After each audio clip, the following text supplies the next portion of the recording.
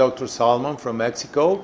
I'm working in a correlative team with Gregory Pope from the United States, doing spinalsurgerymexico.com, which is a way to help people with spine problems who lives abroad or outside Mexico, indeed. And we were having a lot of patients from Canada and the United States.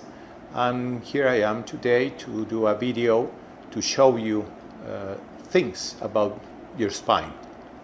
First things first, so I'm gonna show you in this model the spine, which everybody has, every human, okay, and a lot of vertebrate animals also.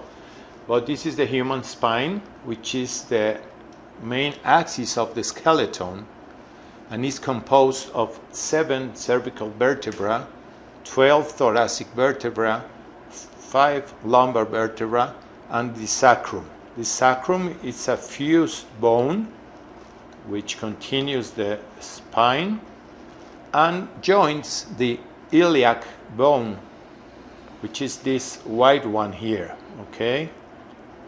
So these are 32 to 35, depending on everybody, unique bones which are called vertebrae.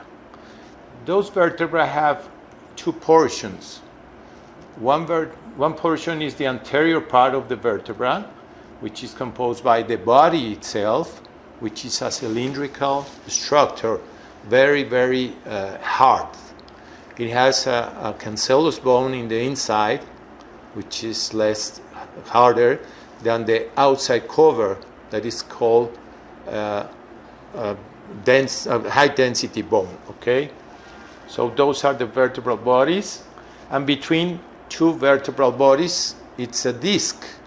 The disc is like a cushion and also a joint between the 2 vertebrae. It serves like a cushion and dissipates the load in that axis. In the posterior part of the vertebra, we can find the arch, and that arch is formed by the laminae, which are these structures here, and the joint of 2 laminae forms the spinous processes. Those spinous processes are the little bones you can feel in the midline of your back if you touch it. Okay, all of these bones, the vertebrae, are surrounded by muscles, ligaments, and different joints that has also ligaments and cartilage. This allows the spine to have normal movements.